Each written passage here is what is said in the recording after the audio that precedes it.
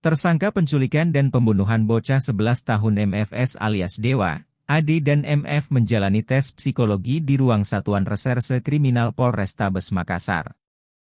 Tes psikologi dilakukan oleh tim psikolog Polda Sulsel dan Pusat Pelayanan Terpadu Perlindungan Perempuan dan Anak, P2TP2A.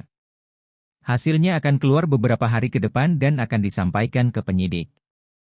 Untuk kondisi fisik kedua tersangka AD dan MF, masih dalam kondisi sehat. Agendanya, tim psikolog dari Bak Psikologi Polda Sulawesi Selatan melakukan tes kejiwaan terhadap kedua tersangka. Ya, dan hasilnya akan disampaikan kepada penyidik. Selain dari Polda, siapa lagi? Ya, hari ini juga tim dari P2TP2A Kota Makassar melakukan pendampingan dan konseling terhadap kedua pelaku.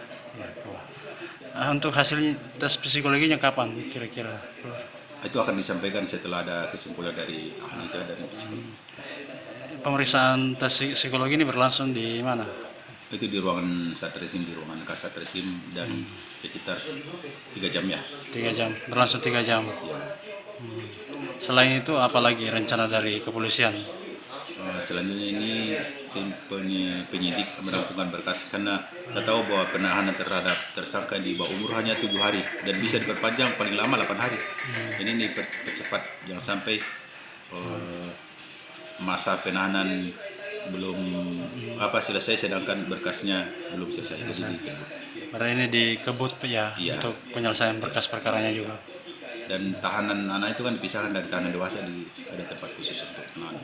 Berarti kedua pelaku ini ada tempat khususnya? Ya, itu dipisahkan, kita undang-undang dipisahkan. Tahanan anak dipisahkan dengan tahanan dewasa ya.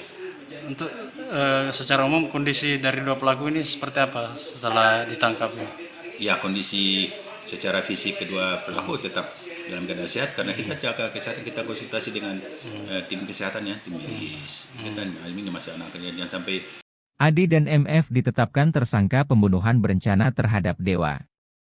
Dewa ditemukan tewas terbungkus plastik dengan kondisi kaki terikat di bawah jembatan Waduk Nipa-Nipa, Kecamatan Moncong Loe, Maros. Ia dibunuh setelah diculik oleh pelaku AD, 17 tahun, yang masih duduk di bangku kelas 3 SMA. Aksi pembunuhan itu dilakukan AD bersama adik kelasnya, FS, 14, di rumah AD di Jalan Batuaraya 14. Motif pembunuhan karena AD tergiur uang tawaran penjualan organ tubuh yang diakses melalui situs organ sel di internet. Tidak tanggung-tanggung, satu organ dihargai $80.000 atau setara 1,2 miliar. AD dan FS pun disangkakan pasal pembunuhan berencana oleh Polrestabes Makassar.